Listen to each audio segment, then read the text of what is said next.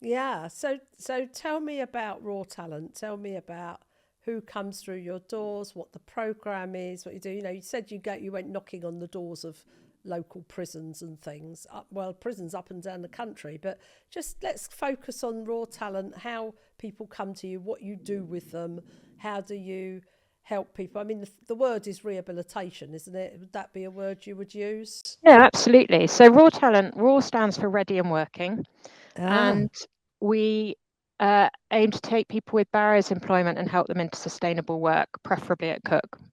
And we measure the program on how many people are working 6 and 12 months and beyond after that. So we really want to make sure it's impactful and it's not just jobs and a rotating door, but actually we're doing the proper rehabilitation and healing towards sustainable lives. And we employ people from our community, and um, prison leavers, homelessness, recovering addicts, people with mental health barriers. And we um, take them on a cohort approach, and we do sort of 2 weeks of training with them, tackling all things about how to behave in the workplace, what's okay, what's not, confidence, setting goals, creating vision for your life, understanding barriers, what might get in your way. Um, and it's an incredible program. And then, as part of the program, people have trial shifts in the kitchens, and then we hope to give them a job at the end of the day. And I think about 250 people have now been through the program.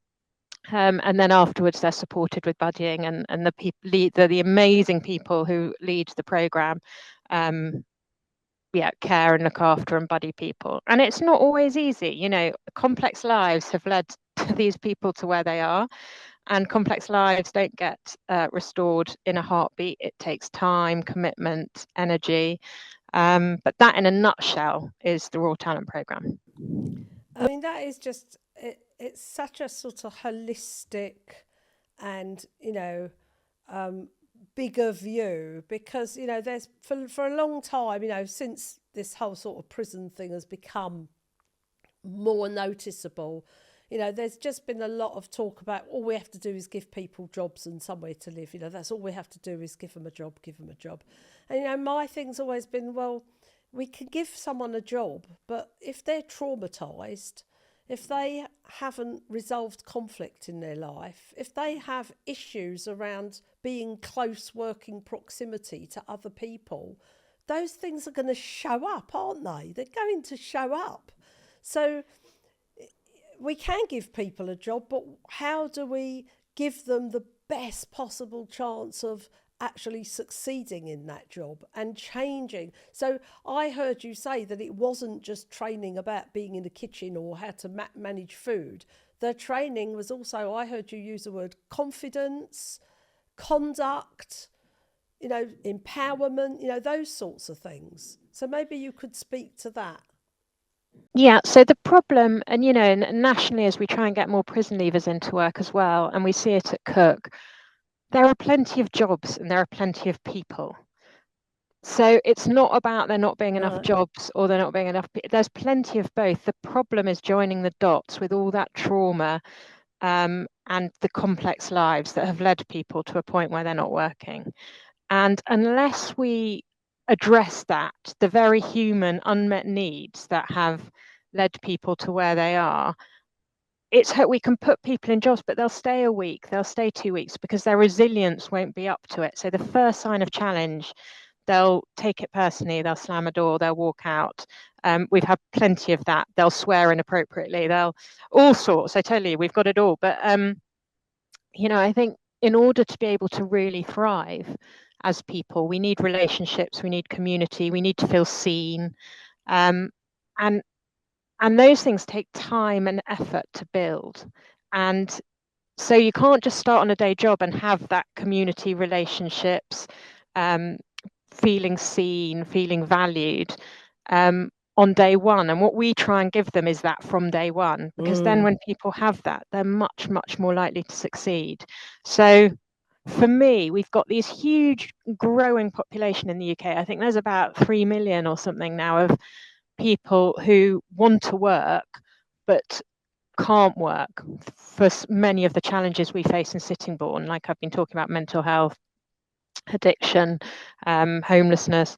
And as a country, I think we need to really be looking at how we address that, because it's just getting them a job and telling them to turn up on day one isn't going to fix the problem.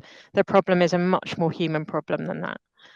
Yes, and not, yeah, I mean, so there's all sorts of things around social deprivation, exclusion, and then for the sorts of populations that you're talking about and that I like to work with too, there's stigma, and there's the whole, I'm going to turn up and people are going to be judging me before they've even put eyes on me. Yeah, and often people who've been judged their whole life, they've been, we meet a lot of people who've been brought up in care, who've been in and out of the prison system. They've barely had a chance, they have not had the same chances as you or I might have had. And so I think that's, a fundamental challenge. Yeah, and problems if you've been in the criminal justice system and if you had a really hard time at school, then you're inevitably going to have problems with authority because authority equals punishment, humiliation. And so, therefore, that, what I found was that you've had problems with authority, perhaps more force being used than is necessary within a prison or within a school. Um, and then what you see is anybody that you perceive has power over you is a danger, and that's going to make it very difficult to take instruction from a line manager. It's completely triggering. Yeah. So it triggers all that pain about feeling unseen, not feeling valued, feeling worthless, those kind of deep fears that we all hold to some extent.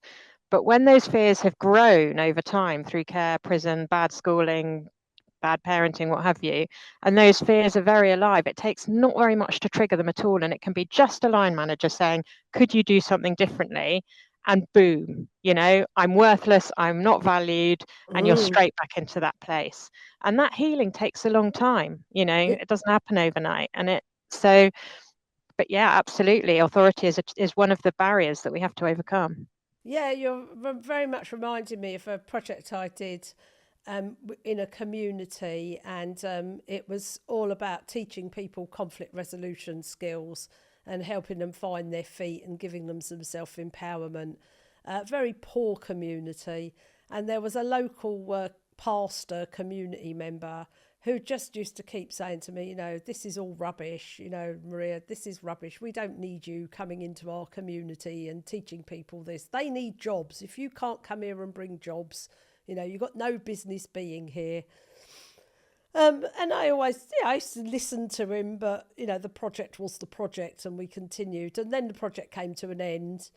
And I found myself having to go back about 2 years later into that community because two people that had become quite prominent in the community had fallen out with each other, and they were from two different cultures. And I just felt like I just need to get on a plane, go there and bang their heads together in the most compassionate way I know how, because they're setting an example. And I'd forgotten all about this guy, but I ran into him and he said, "Where have you been?" I said, well, project came to an end. He said, "I owe you a huge apology." I said, "What on earth for?" He said, "I used to tell you that what you were doing was useless and, I didn't believe in what you were doing. But after you left, all these people I was putting into jobs, they're all crazy now. They've all like, you were obviously doing something that helped people to go to work." And he said, "Come back." Excellent. And that was really, it was very, it's very gratifying and validating that, we're onto something here. And that's what you're doing in Raw Talent, isn't it?